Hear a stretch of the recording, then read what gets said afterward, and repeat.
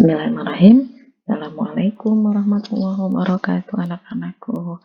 Oke, hari ini kita akan lanjutkan kembali setelah kemarin kalian belajar membuat tabel, kemudian mencari nilai tertinggi, nilai terendah, modus, median, dan min. Hari ini kita lanjutkan ke pengolahan data kedua, yaitu membuat diagram. Nah, diagram itu ada bermacam-macam.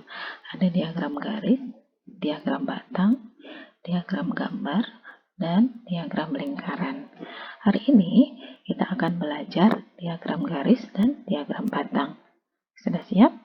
Oke, kalau sudah siap kita baca doa terlebih dahulu. Bismillahirrahmanirrahim. Rabbi zidni ilma warzuqni fahma. Rabbi israh li sadri wa yassir li amri wahlul 'uqdatam min lisani yafqahu qawli. Amin ya rabbal alamin. Tujuan dari pembelajaran kita adalah menyajikan data ke bentuk tabel dan garis, membentuk tabel dan diagram garis, diagram batang, diagram gambar, dan diagram lingkaran. Yang kedua, menentukan rata-rata hitung dan modus kumpulan data, mengurutkan data, menentukan nilai tertinggi terendah, menghasilkan hasil pengolahan data. Nah, diagram garis. Diagram garis biasanya digunakan untuk menyajikan data yang diperoleh setelah melakukan pengamatan berkala dan urut dari waktu ke waktu. Diagram garis membutuhkan dua sumbu atau garis, yaitu sumbu tegak atau garis tegak vertikal dan sumbu mendatar atau garis mendatar atau garis horizontal, ya. Kelebihan dari diagram garis digunakan untuk menaksir atau memperkirakan data. Ada diagram dengan garis tunggal atau majemuk atau lebih dari satu garis. Diagram garis majemuk biasanya digunakan untuk membandingkan dua keadaan. Tapi dia juga mempunyai kekurangan, yaitu hanya untuk data berkala dan perlu ketelitian dalam membaca diagram. Nih, misalnya, contohnya ya, langsung ke contoh. Data penjualan buku tulis di koperasi sekolah. Nah, ini tabel yang kita punya. Ada bulan, Januari, Februari, Maret, April, Mei. Banyak penjualan. Bulan Januari 25, Februari 40, Maret 45, April 15, Mei 55. Nah, bagaimana diagram garisnya? Perhatikan baik-baik ya. Kalau kalian perhatikan, pasti kalian paham. Langkahnya, perhatikan.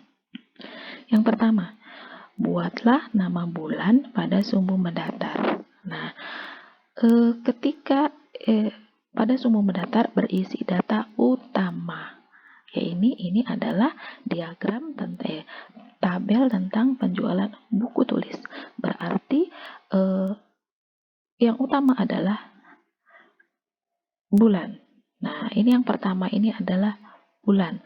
Dia akan menjadi sumbu mendatar. Kemudian dan banyaknya penjualan pada sumbu tegak. Ini adalah pada sumbu tegak. Jadi yang pertama diberitahukan di tabel itu adalah sebagai sumbu yang mendatar. Kemudian yang kedua adalah sebagai sumbu tegak. Yang kedua, buatlah titik-titik pada pertemuan nama bulan dan banyak perjualan. Yang ketiga, tarik garis hubung antar titik yang telah dibuat. Bagaimana, Bu? Perhatikan baik-baik. Ya, ini tabel yang tadi. Nah, nih. Yang pertama tadi, buatlah bulan, nama bulan dalam sumbu mendatar. Kalian garis dulu nama bulannya. Sumbu mendatar. Kalian isi Januari, Februari, Maret, April, Mei. Kemudian ditulis di bawah keterangannya bulan. Kemudian yang kita buat sumbu tegak ke atas. Ini berisi banyaknya penjualan. Kalian tulis banyak penjualan. Kita lihat di sini adalah dari 25 sampai 55. Berarti kita buat angka-angka di sini yang akan masuk angka-angka ini.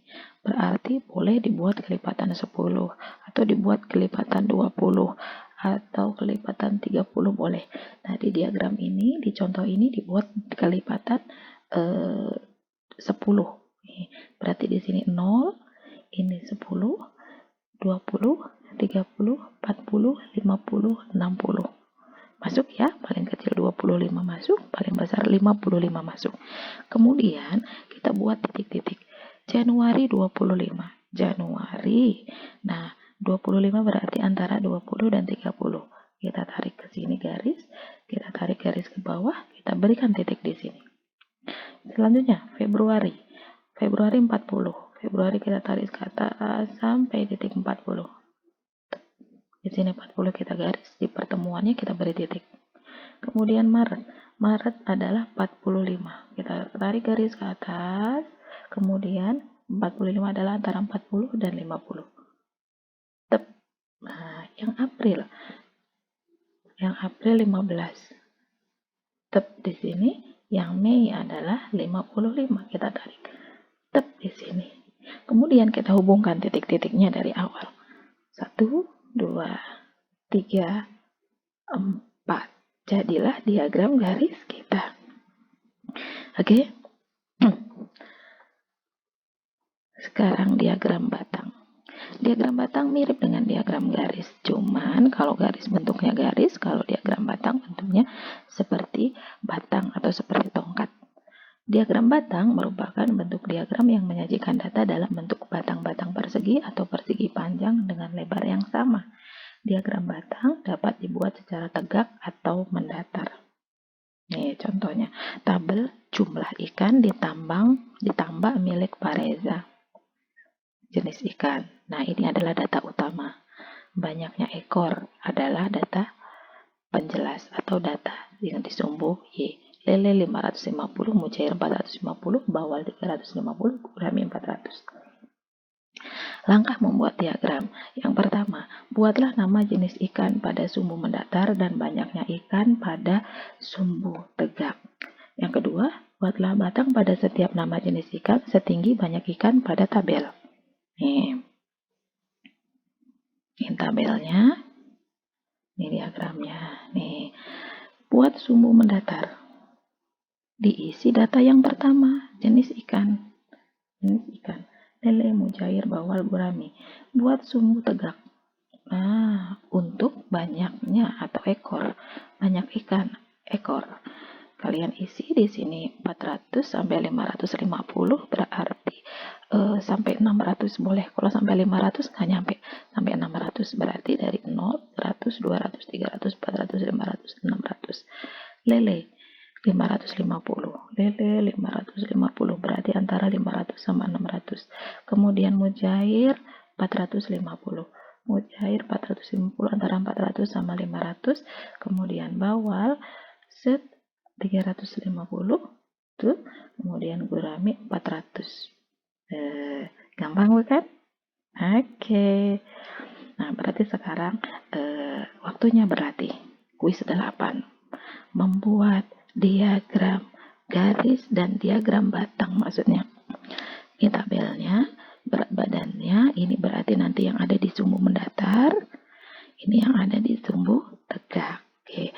Di atas adalah tabel berat badan siswa kelas 1 SDIT Al-Furqon.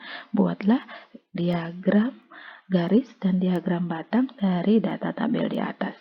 Diagram garis dan diagram batang. 2 diagram ya, diagram garis dan diagram batang.